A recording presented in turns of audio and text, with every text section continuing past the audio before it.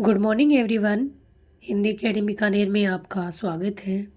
हम पढ़ रहे हैं मनोविज्ञान, जिसमें हम पढ़ रहे थे पिछली क्लास में हमने पढ़ा मनोविज्ञान की उत्पत्ति, और आज उसी को हम कंटिन्यू करते हैं। पिछला हम थोड़ा सा आज पढ़ेंगे हम चेतना का विज्ञान। तो पिछला हम थोड़ा सा रिवाइज कर लेते हैं कि हमने कल क्या पढ़ा था। हम पढ़ रहे हैं मनोविज्ञान की उत्पत्ति, जिसने हमें सुकरात ने क्या कहा, प्लेटो ने क्या कहा और अरस्तु ने क्या कहा।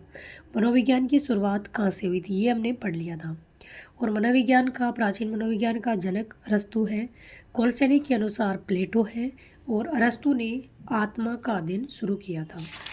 दूसरा हमारा था वो था मन मस्तिष्क का विज्ञान, पोम्पोलॉजी। तो आपको पूछे आत्मा के अध्ययन के जनक, तो अरस्तु। मन मस्तिष्क के विज्ञान का आपको जनक पूछे, ये 2 नंबर का है, तो इसका आपका है पोम्पोलॉजी। और आज हम पढ़ेंगे चेतना का विज्ञान। इससे पहले मैं ये पर्सन आपको एक बार रिपीट कर देती हूँ।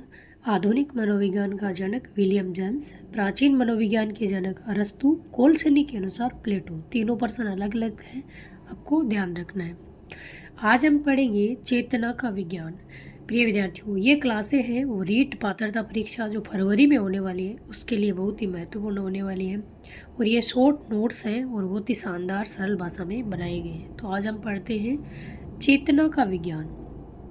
इसके जनक कौन है? विलियम जेम्स हैं। क्या जरूरत पड़ी? पहले आत्मा का विज्ञान था, फिर मन मस्तिष्क का विज्ञान आया, फिर चेतना का विज्ञान आया। प्रिय विद्यार्थियों, जो आपका आत्मा का अध्ययन है अरस्तु ने 4वीं शताब्दी में स्टार्ट किया था और वो 16वीं शताब्दी तक चला। फिर 16वीं शताब्दी के बाद में 17वीं से लेकर 19वीं शताब्दी तक आपका मन मस्तिष्क का विज्ञान चला, और फिर तीसरा आपका आ गया चेतना का विज्ञान। इसके बारे में हम पढ़ते हैं। ये सबसे कम समय के लिए जो आया था, सबसे लंबा जो चला था आपका वो था आत्मा का अध्ययन, और ये सबसे कम टाइम पे जो था वो चेतना का विज्ञान था। चेतना का विज्ञान विलियम जेम्स इसके जनक है। ध्यान रखना, जनक इनके कई बार पूछ लिया जाता है कि इनके जनक कौन है। तो चेतना के विज्ञान के जनक तो विलियम जेम्स है, परंतु इनको समर्थन करने वाले वैज्ञानिक हैं, देख लेते हैं। विलियम वुंड, टीचनर, जेम्स सली, वाइवस, चेडविक। ध्यान रखना, ये इनके समर्थक हैं। जो आपको चेतना का विज्ञान है वो 1870 से 1900 ईस्वी, ये ईस्वी है, ये लगभग 30 वर्ष तक ही चला था। विलियम वुंट ने 1879 ईस्वी में लिप्जिग जर्मनी के कार्ल मार्क्स विश्वविद्यालय में प्रयोगशाला की स्थापना की। ध्यान रखना, आपसे पूछे कि विलियम वुंट ने 1879 ईस्वी में कौन से विश्वविद्यालय में और कौन सी प्रयोगशाला की स्थापना करी, तो विलियम वुंट ने 1879 ईस्वी में लिप्जिग जर्मनी के कार्ल मार्क्स विश्वविद्यालय में प्रयोगशाला की स्थापना की। तो ये आपकी थी विलियम वुंट की। एक हमने कल पढ़ा था वो प्रयोगशाला, एक बार हम वापस देखते हैं। 1833 ईस्वी में जॉन हॉपिंस विश्वविद्यालय में एक असफल प्रयोगशाला की स्थापना जीएस हल के द्वारा की गई। ये विश्व की प्रथम प्रयोगशाला थी। तो दोनों को अलग अलग है, दोनों को ध्यान रखना। आगे है प्रयोगात्मक संरचनावाद के जनक आपके विलियम वुंट है। तो ये कई बार पूछा गया है प्रश्न कि प्रयोगात्मक संरचनावाद के जनक कौन है, तो आपका विलियम वुंट है। टीचनर विलियम वुंट के शिष्य थे। 1870 में आधुनिक मनोविज्ञान का विचार दिया। किसने दिया? तो ये देने वाले हैं आपके विलियम जेम्स। आपको ध्यान रखना है कि 1870 में आधुनिक मनोविज्ञान का विचार दिया। किस में दिया? द प्रिंसिपल ऑफ साइकोलॉजी एक पुस्तक लिखी जो 1890 में लिखी, विलियम जेम्स की है। आपसे पूछे कि आधुनिक मनोविज्ञान का विचार किसने दिया और कब दिया, तो आप बताओगे 1870 में विलियम जेम्स ने दिया। प्रिंसिपल ऑफ साइकोलॉजी पुस्तक किसकी है और कब लिखी गई, तो ये विलियम जेम्स की और 1890 में लिखी गई थी। प्रिय विद्यार्थियों, एक व्यक्ति आता है 1900 ईस्वी में, उसका नाम है विलियम मैकडूगल। ये साइकोलॉजी में बहुत ही महत्वपूर्ण व्यक्ति है। विलियम मैकडूगल कब आते हैं? 1900 ईस्वी में आते हैं, और ये कहाँ के थे? इंग्लैंड के थे। इन्होंने एक पुस्तक लिखी the outline of psychology, Hindi में कहते हैं मनोविज्ञान की रूपरेखा। ध्यान रखना, आपकी विलियम जो जेम्स की पुस्तक थी वो है द प्रिंसिपल ऑफ साइकोलॉजी, और ये है विलियम मैकडूगल की जो पुस्तक है वो है द आउटलाइन ऑफ साइकोलॉजी। कई बार क्या होता है, 4 पुस्तक दे दी जाती है और पूछ लिया जाता है कि ये निम्न में से किसकी है, तो आपको ध्यान रखना है। फिर इन्होंने विचार दिया, विलियम मैकडूगल ने मनोविज्ञान के बारे में एक विचार दिया, बड़ा ही महत्वपूर्ण विचार है और कई बार ये प्रश्न पूछ लिया गया है। विलियम मैकडूगल ने कहा कि साइकोलॉजी का दुर्भाग्य कि विलियम मैकडूगल ने कहा कि मैं साइकोलॉजी का दुर्भाग्य मानता हूँ कि लोग इसे चेतना के रूप में मानते हैं। विलियम मैकडूगल को ये चेतना का विज्ञान था, ये बिल्कुल ही पसंद नहीं आया और उन्होंने एक चेतना को क्या कह दिया, उन्होंने कहा कि चेतना एक बुरा शब्द है। आपसे पूछा जा सकता है कि चेतना एक बुरा शब्द है, ये किसने कहा? विलियम मैकडूगल ने कहा। विलियम मैकडूगल ने कहा कि मैं साइकोलॉजी का दुर्भाग्य मानता हूँ कि लोग इसे चेतना के रूप में जानते हैं। तो इसका मतलब है विलियम मैकडूगल ने चेतना के विज्ञान का खारिज कर दिया था, इन्होंने इसका समर्थन नहीं किया।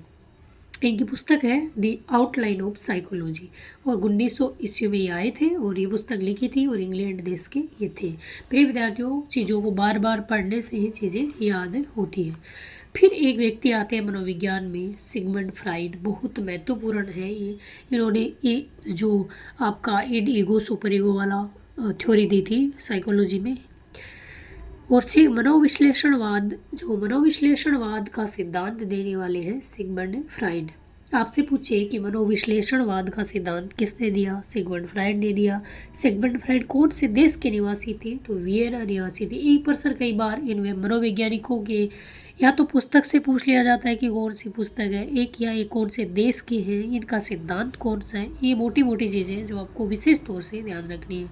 आपको ऐसे करना है, एक तरफ मनोवैज्ञानिकों के नाम लिखने हैं, उनका देश लिख लेना है और उन्होंने कौन सा सिद्धांत दिया वो लिख लेना है और उन्होंने कौन सी पुस्तक की रचना करी। सबसे बेस्ट तरीका यही होता है कि हम इनको एक साइड में लिख लें और बार बार इनको पढ़ते रहें तो ये याद हो जाते हैं।